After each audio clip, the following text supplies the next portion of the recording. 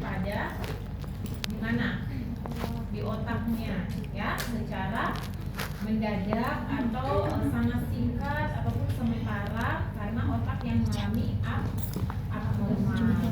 Di mana di bagian otak itu ada pelepasan listrik, ya, dengan cerebralnya itu sangat berlebihan. Di sini pernah melihat nggak anak kejang? Ya, meningitis, encephalitis, serta demam atau gangguan metabolisme atau trauma-trauma yang terjadi pada anak. Tujuannya apa? Yaitu terkait mencegah atau mengurangi faktor risiko cedera, ya, ataupun aspirasi. Biasanya kan kalau misalnya anak demam kejang, itu kan ada keluar busa dari mulutnya, ya, tidak sadarkan diri, sehingga ada beberapa keluarga yang cemas. Nah, untuk alat dan bahannya, yang pertama ada obat anti epileptik, ya, atau biasanya diazepam. Terus di sini biasanya kalau anak kejang itu biasanya kita membutuhkan selimut atau bantalan lunak, ya, untuk gimana itu di bawah lehernya, ya. Oke, terus terkait dengan kalaupun di rumah sakit bengkok, ya, biasanya kan muntah-muntahnya ataupun lidahnya. Salah. Oke, terus tabung oksigen atau alat bantu nafas. Kalau misalnya sudah sadar, nah kita bisa berikan alat bantu nafas. Kemudian ada set infus, ya, atau alat untuk pengukuran tanda-tanda vital. Nah, yang pertama di tahap persiapan.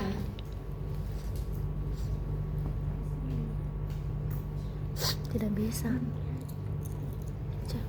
Di tahap persiapan yang harus kita periksa apa? Tahap persiapan, catatan Medis. ya. Yang pertama observasi atau dikaji terkait dengan dia ada riwayat kejang tidak, ya, ada riwayat kejang. Terus bagaimana terkait dengan kalau misalnya dia ada riwayat kejang, biasanya dia kejang itu berapa lama, ya, berapa lama. Kalau kejang demam kan ada kejang demam atau kejang tanpa demam. Kalau kejang tanpa demam apa? Epilepsi, ya. Kalau kejang demam itu ada 2 jenis. Biasanya apa saja? Kejang demam, pernah dengar nggak? Kemarin dokter masuk nggak? Lupa ya. Kejang demam sederhana dan apa? Saya masuk ke yang kompleks, ke yang kanan, ya. Kejang demam sederhana dan kompleks, pernah dengar nggak? Apa bedanya? Durasi. Gimana solusinya? Cari kalau sampai dapat. Apa bedanya kejang demam sederhana dengan kompleks? Durasi. Nah, durasinya biasanya berapa perbedaannya? Yang kompleks sampai lebih dari 15 menit. Nah, kejang demam kompleks lebih dari 15 menit. Kalau kejang demam sederhana biasanya dia kurang dari 15 menit. Ya. Oke. Terus di tahap persiapan kita harus siapkan alat dan bahan. Di tangan jangan lupa menggunakan APD. Kemudian, setelah persiapan kan ada tahap orientasi. Semester 2 pernah masuk lab kan? Tahap orientasi ada apa aja? Mengucapkan salam, ya, memperkenalkan diri, terus diidentifikasi kondisi pasiennya, bagaimana kabarnya hari ini, ya. Oke, tadi pagi masih mengalami kejang atau tidak, ya, hari ini berapa kali kejang atau sama sekali belum, maksudnya tidak ada, ya. Terus jelaskan tujuan dan prosedurnya. Ini kan kalau di anak selalu melibatkan orang tua. Kemudian kita kontrak waktu, ya. Kalau misalnya tindakan kalau kejang ini kan kayaknya kan tiba-tiba, nggak mungkin lagi mau ini, ya kan, mau kontrak waktu dulu, pasti mau panik duluan, ya. Jadi lihat juga kondisinya, ya. Terus memberikan kesempatan pada pasien atau klien untuk keluarganya untuk bertanya. Jangan lupa menutup privasi. Nah, tahap kerja. Tahap kerjanya yang pertama libatkan keluarga dalam tindakan, ya. Jadi harus tetap dilibatkan. Yang kedua adalah lakukan pendekatan dengan apa? Kalau ada anak kejang, tenang. Itu yang paling penting dulu. Jangan sampai kalian perawatnya so panik, ya. Oke. Lindungi anak selama kejang. Apa saja yang harus kita lindungi poin-poinnya? Oke, yang pertama, jangan gunakan restrain atau memaksa, ya, memaksa anak. Misalnya dia lagi sementara menggigit, baru harus jangan biarkan, ya. Terus bila anak berdiri atau duduk di kursi roda pada awal episode, pada awal dia kejang, ya, bantu anak untuk mencapai lantai atau tirah baring, ya. Jangan sampai dia malah jatuh nanti, ya, dari kursi roda, ya. Jadi kalau misalnya dia berada di, pastikan dia harus tenang, nyaman tempatnya juga, ya. Jangan sampai nanti malah berbahaya. Jangan membuat anak teragitasi atau harus berbicara dengan suara lembut, ya, tidak memaksa.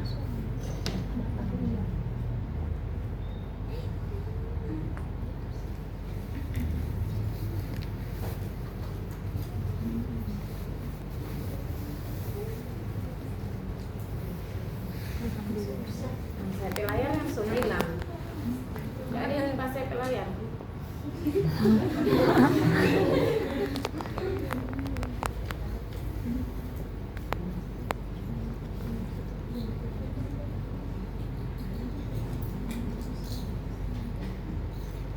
Hilang Abi. Nah, siapa?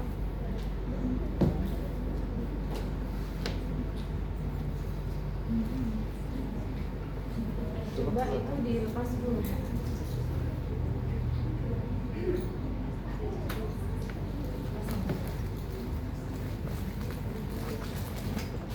Jadi sikapnya harus tenang, bicaranya juga harus, apalagi anak itu kan dalam keadaan tidak sadar. Jangan malah dimarah-marah, ya. Bisa nih. Saya coba apa?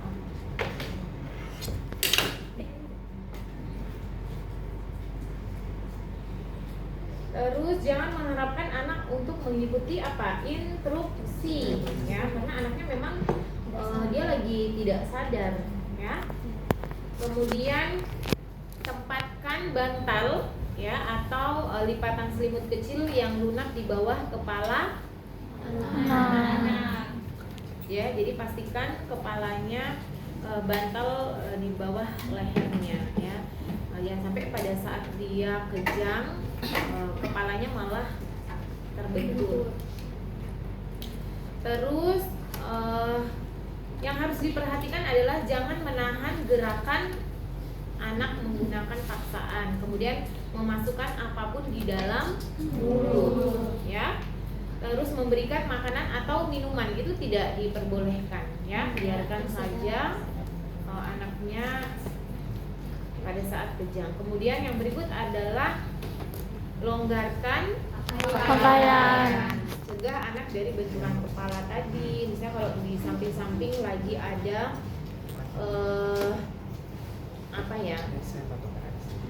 lagi ada misalnya alat-alat benda-benda tajam, ya, itu harus disingkirkan.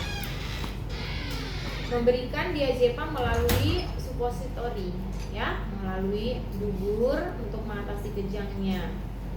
Apabila tidak tersedia diazepam, bisa juga yang supo, bisa juga pakai injeksi intravena. Tapi kalau misalnya kejangnya sudah selesai, itu jangan diberikan, ya. Obat diazepamnya diberikan pada saat kejang berlangsung. Kalau kejang sudah tidak, ya jangan diberikan. Kemudian memastikan jalan nafas tidak tersumbat, memberikan oksigen ya kalau misalnya anaknya ini sudah sadarkan diri ya. Bila mungkin posisi anak pada garis tengah atau hiperekstensi terlalu ya, untuk meningkatkan ventilasi yang lebih adekuat harus diposisikan.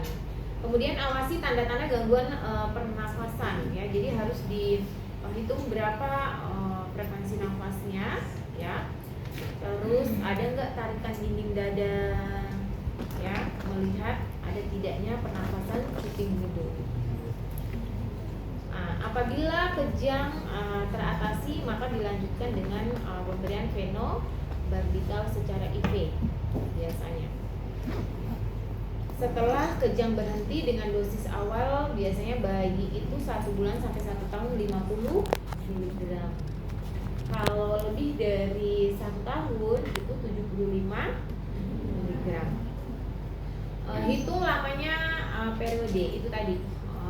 Misalnya pada saat pasca kejang ya, berapa lama dia ini dari saat itu sampai selesai tadi. Bila anak mulai muntah, miringkan dengan hati-hati. Jadi dimiringkan ya supaya tidak terjadi aspirasi. Dekatkan bengkok, jangan memberikan makanan apapun sampai anaknya itu benar-benar sadar dan pulih ya, sudah rileks. Kemudian lindungi anak pada periode pasca kejang. Jadi tetap dipertahankan ini posisi miring ya. Kemudian tetaplah bersama anak sampai dia benar-benar sadar. Karena pada saat dia sadar, pada saat dia selesai itu dia bingung kan, ini dia tadi habis kenapa ya. Jadi jangan ditinggal. Terus jangan sampai dia lagi bingung kan, jadi nanti bisa dijelaskan. Terus di terakhir adalah tahap terminasi. Dirapikan kalau misalnya menggunakan alat-alat dan bahan ya, dievaluasi perasaannya bagaimana. Terus disampaikan terkait dengan tindakan yang paling berikan. Jangan lupa kontrak waktu selanjutnya. Kalau menggunakan APD dilepas semuanya, kemudian didokumentasi. Nah, yang berikut adalah terkait dengan pemantauan tanda-tanda vital. Tanda-tanda vital PTV ada berapa? Ada apa aja? Oke, yang pertama adalah tekanan darah. Kalian punya anak, punya alat? Nah, biasanya kalau pada anak itu dia lebih kecil ya, dibandingkan pasti punya kalian yang dewasa ya. Nah, ini mindsetnya dia lebih kecil juga ini ya. Stetoskopnya sudah tahu cara on off-nya? Ini harus di dalam telinga ya, di dalam jilbab. Kan kedengaran ya. Sudah bisa batensi? Yakin. Kalau orang tua atau tetangga minta batensi deg-degan nggak? Ya. Tapi sekarang sudah.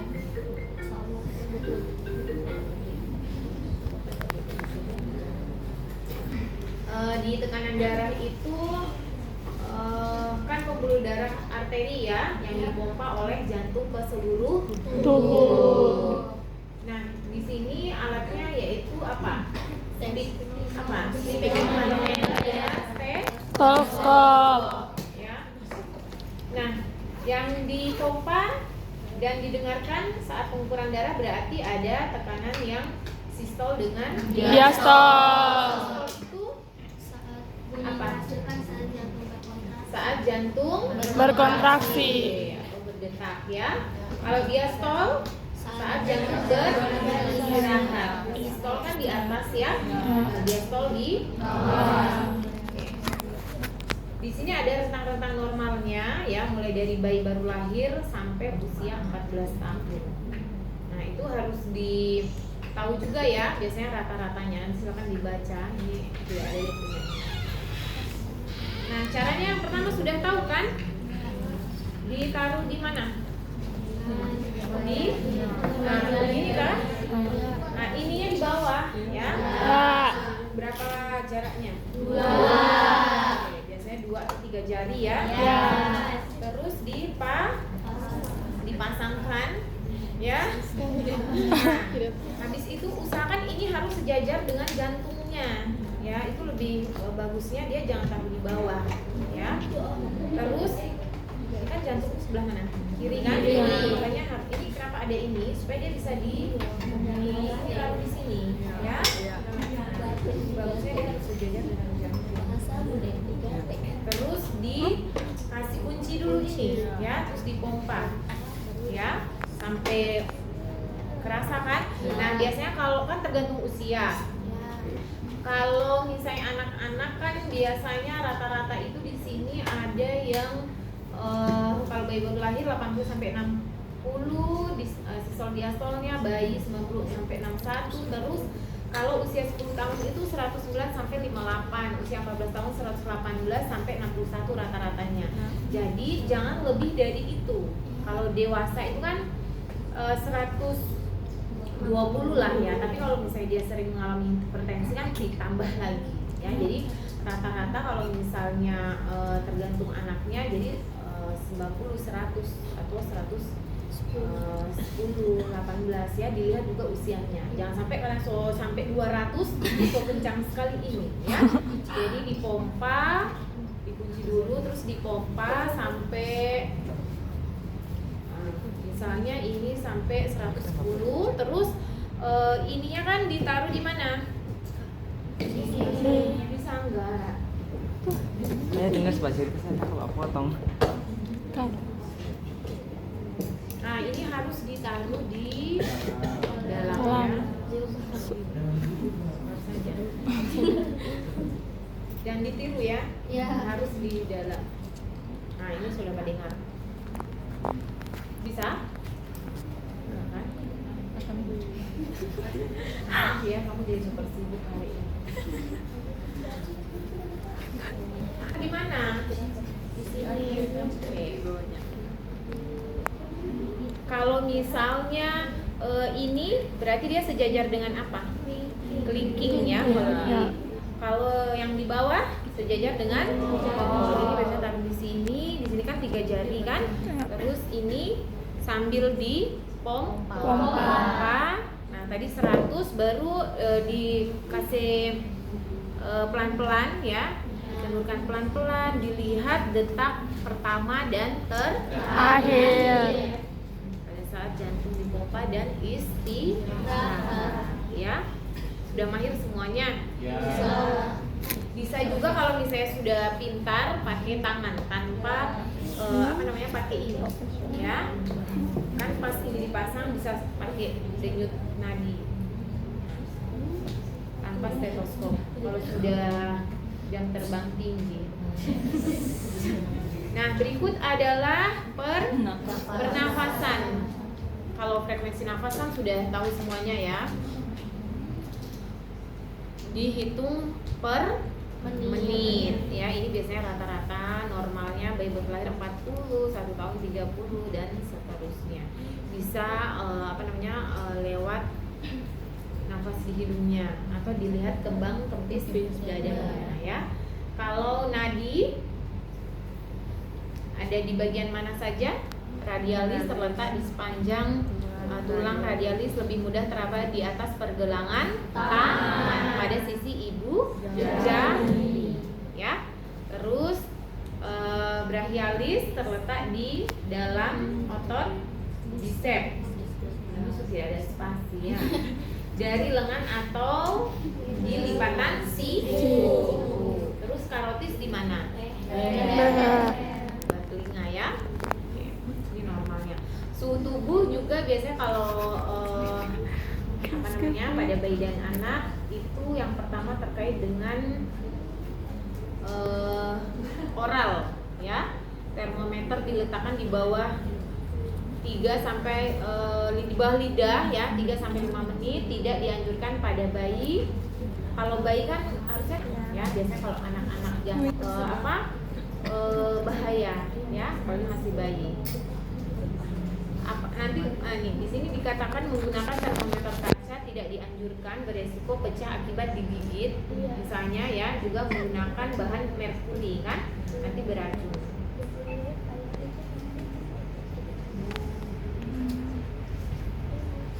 Nah, di aksila metode paling sering ya dilakukan 5-10 menit. Kan sekarang sudah ada yang ya sudah ada alat dan bahannya. Boleh ini digeser.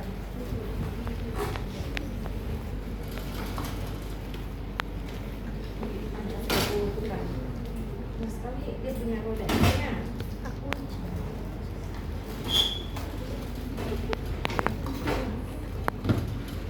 Sekarang kan sudah ada yang, kalau ini kan yang air raksa, ya. Kalian punya yang apa? Ini yang di biasanya kalau anak-anak itu dia ada boneka-bonekanya ya. Oke. Yang lucu-lucu supaya dia tidak menangis. Di rektal juga ya. Tidak dianjurkan untuk pemeriksaan suhu jika mengalami diare. Semua mbak ini penuh dengan kotoran.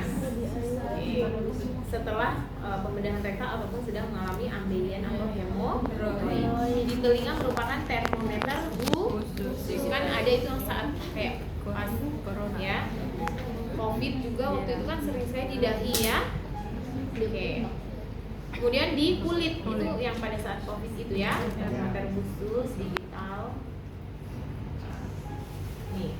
Oke, ini untuk SOP-nya ya. Silakan nanti dipelajari. Nah, yang berikut kita masuk di apa? Antropometri. Ada berapa antropometri? Ada 7. Kemarin kan sudah pada saat kunjung karya. Ingat enggak? Lupa. Terus saja. Ini pengukuran antropometri ini ada panjang, berat dan proporsi tubuh manusia ya. Jadi kita bisa melihat, menilai terkait dengan evaluasi pertumbuhan fisiknya ya, mengkaji status nutrisi, kemudian mengkaji cadangan energi di dalam tubuh. Ini ada 7 jenis macam. Tinggi badan atau panjang badan pada anak di bawah 2 tahun, panjang badan. Berat badan, lingkar kepala, lingkar dada, lingkar perut, Lingkar lengan, targa, atas atau bila atau tebal lipatan kulit. Nah, alat dan bahannya ada timbangan Baring. ini ya, timbangan berbaring. Lihat nggak? Kelihatan kan? Ya. Terus alat ukur tinggi atau panjang badan. Biasanya kalau tinggi badan kan pakai sana. Ya. Kalau di ruangan anak tuh kan ada yang di dinding kan? Ya. Terus kalau misalnya panjang badan bisa pakai ini ya. Saya ini dibaringkan juga bisa, ini juga bisa di ya. Biasanya kan kalau anaknya kan belum bisa berdiri, ini dibaringkan. Oh, biasa di puskesmas itu ada yang masih pakai kayu-kayu. Ya. Panjang badan. Terus ada kita ukur lila. Lila, pernah lihat lila? Ini ya, kalian dapat ini olok? Ya.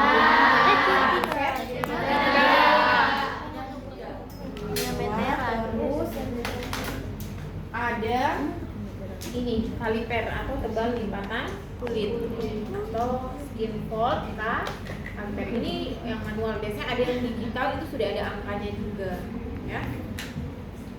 Nah, yang pertama langsung ke tahap kerja ya.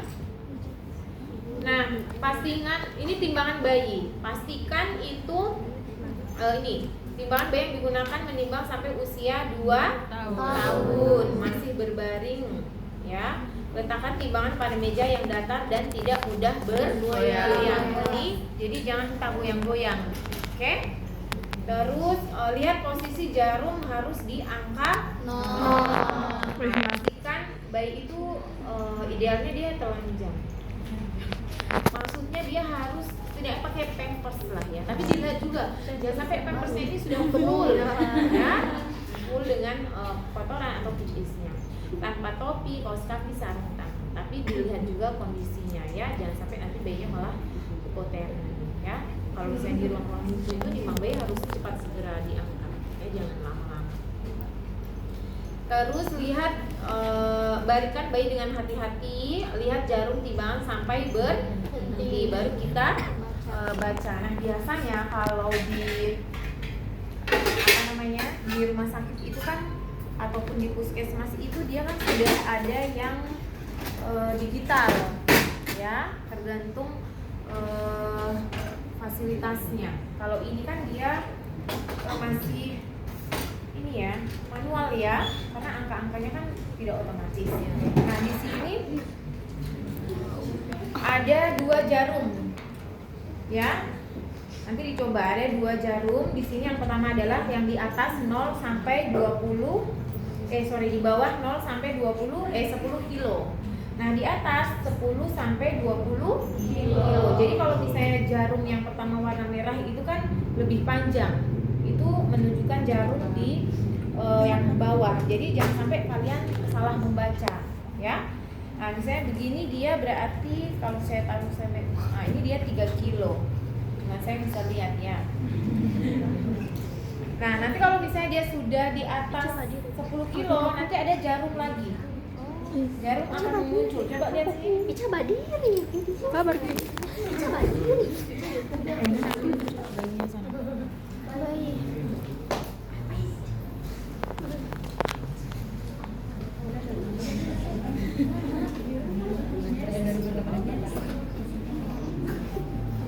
Nah, misalnya ini berapa kalau saya? Berapa ini menurut kalian? 2,9. Hah? Siapa suka Pak? Baby. Jangan sayang. Jangan tinggi. Versi kamu berapa? 3 kilo. Kalau yang lain? Nah, ini kan jarumnya di bawah kan, jadi 3 kilo ya, 3 kilo ya. Jadi kalau misalnya nanti dia lebih berat, ada jarum lagi ya. Ini yang angka untuk ini jarum untuk di bawah, ini yang jangan sampai nanti salah baca. Oh, jadi nantinya dia kalau 12 kilo Ada lagi ini. oh, Dia akan paham. biasanya mahasiswa itu baca ini 13 kilo. Lah. Padahal 3 kan. Masa Iya. bayi sekecil gitu. Kalau yang ini, kalau yang di tengah ini nurse. Kalau Mana? yang untuk yang merah-merah ini. Enggak, itu hanya dia punya senti. Oh, Senti senti. mili. Oh, mili. Oh iya. Senti mili. Oh, baik nurse. Oh, jadi ambil angka yang hitam. Iya. Mana? Jadi nanti jadi nanti mau ada sampai Biasanya kan tergantung, tapi sekarang kan sudah banyak yang hitam ya. Oke, Sonia bisa lagi. Banyak makan.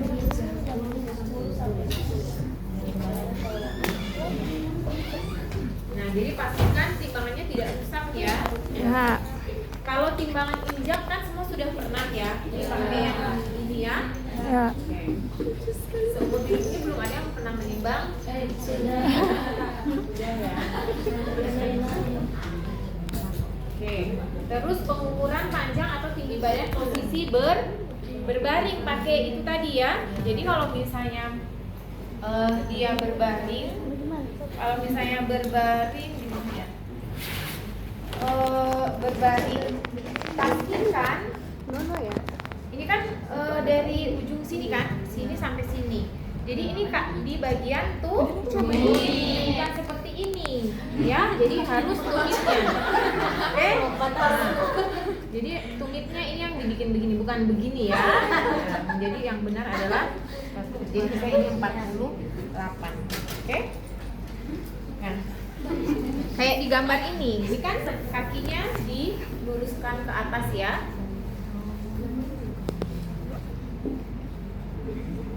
Nah, kalau misalnya posisi berdiri kan seperti ini, jadi harus apa aja yang perlu diperhatikan? Punggung, pantat, Dan tumit. menempel di Lambang ukur. Jangan sampai nanti dia lagi seperti ini ya. Jadi semuanya harus sejajar. Kemudian turunkan batas atas pengukuran sampai menempel ubun.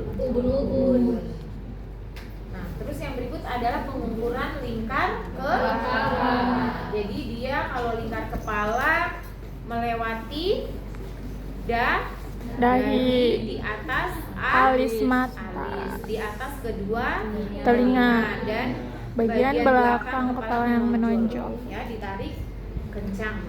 Ya, jadi harus di atas alis, di atas telinga, ya, kepala yang menonjol. Oke. Berikut adalah pengukuran lingkar Perut. dada. Nah, kalau lingkar dada berarti dia sejajar dengan apa? Di atas puting susu.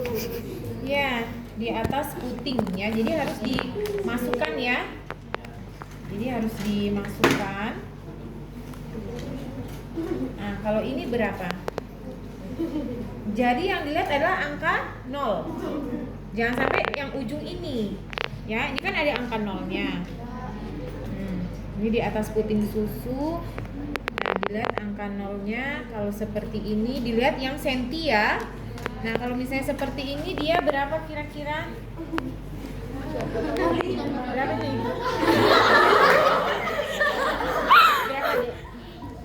Lingkar 30 ini 31,5. Oh iya. Ya, jadi dilihat angka-angka puluhannya. Jangan sampai dibilang cuman 1 atau karena di sini ada angka 1 ya. Jadi puluhannya ini jangan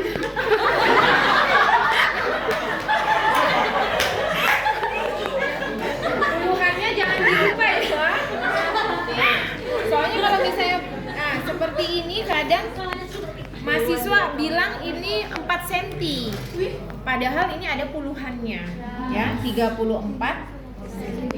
Terus setelah itu adalah lingkar perut. Kalau lingkar perut sejajar dengan apa? Berarti harus di atas pusat. Oke. Kalau lila caranya bagaimana? Yang pertama yang betul bagaimana? Jadi ditekuk dulu 90 derajat seperti ini ya. Ditekuk ini ya. Nah, baru kita ukur dari yang menonjol di atas sampai di sini. Ini angka 0-nya ya. Di angka 0 bukan di sini. Nah, sampai di siku lipatannya ya. Sini misalnya 10. Habis itu dicari titik tengah, dibagi 2. 10 bahagi 2 berapa? 5. Langsung lingkarkan seperti ini di angka 5. Oke, misalnya seperti ini, terus dimasukkan ininya ya. Dimasukkan. Nah, dilihat ini berapa ini? Nah, ini kan 12. Jadi berapa? 11,5. ya. 11,5. Ya. Oke, angka 0-nya ini dilihat. Jangan sampai nanti bukan yang ujung sini ya. Oke. Nah, setelah lila adalah tebal lipatan kulit. TLK sama. Caranya adalah ditekuk ya, terus diukur mana titik tengahnya. Nah, titik tengahnya terus kita di bagian-bagiannya banyak, ada bicep ya ini. Bicep, tricep. Kalau misalnya bicep itu di bagian lengan atas ya, bagian depan ya, bukan di dalam. Depan di mana? Nah, bukan di kanan, bukan di dalam, tapi di bagian depan. Nah, kita ambil tebal lipatan kulitnya, terus kita ini ya. Nah, kita lihat dia berapa milimeter tebal lipatan kulitnya. Terus di bicep di mana saja? Di tricep. Baru di mana lagi? Subscapula. Subscapula ini di tulang belikat yang segitiga. Coba tangan kalian dikasih ke belakang terus diraba, ada kan? Nah, kalau ini kan tadi bicep, tricep kan dia kalau lurus apa? Vertikal. Cara ambilnya vertikal. Kalau ini dia di belakang kan ini ada segitiga ini kan? Ya. Kan yang diambil di bawah tulangnya. Miring berarti apa?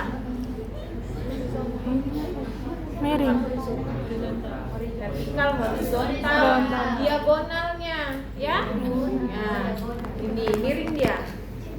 Oke, terus kalau misalnya ada lagi supra iliak atau dia di perut sejajar dengan pusat atau sejajar dengan lengan bawah. Ini kan lengan bawahnya sejajar di sini, di pinggir sini biasanya, ya.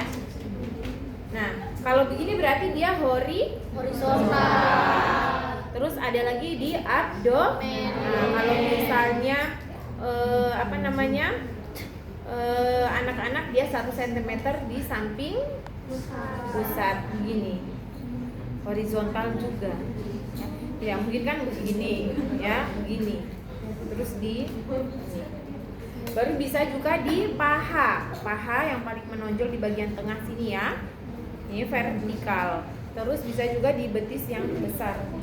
Oke? Nah, itu ya. Ya. Itu untuk antropometri. Nah, yang berikut adalah pemeriksaan fisik Pada anak. Nah, itu pantom anaknya.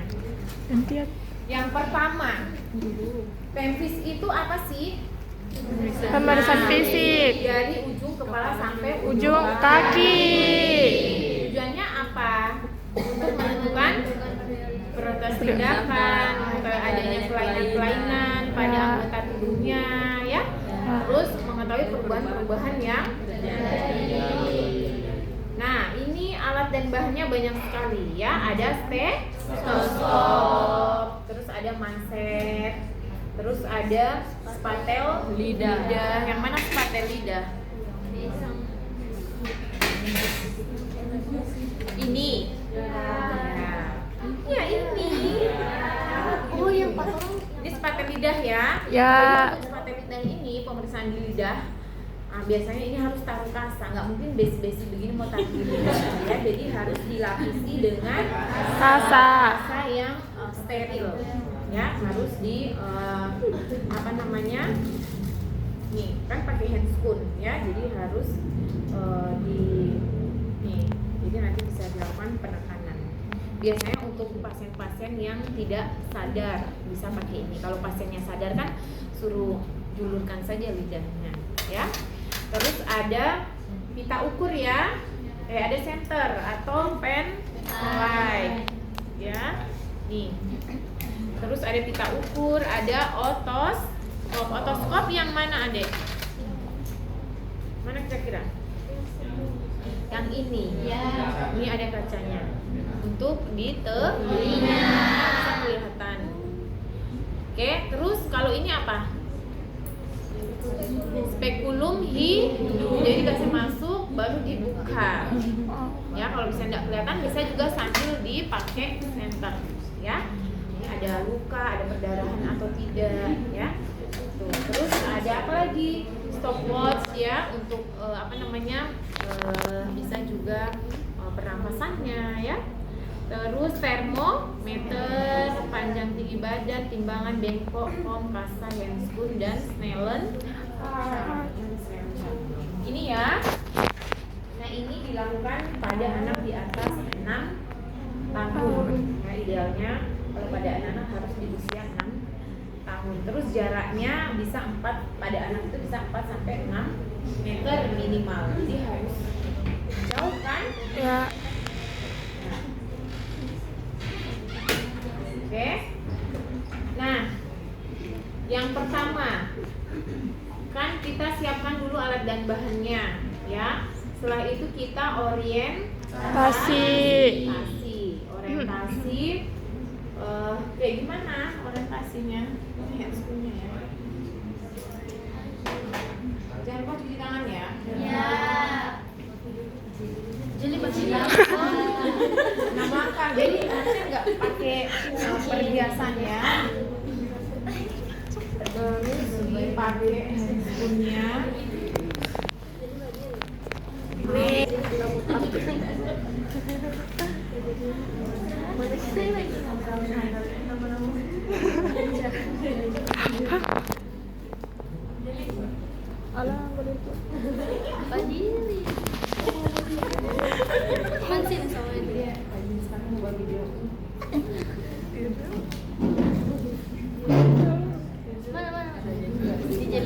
video apa nih? Ganti pemain. Sama bodinya. Oh iya iya. Oh, saling interaksi.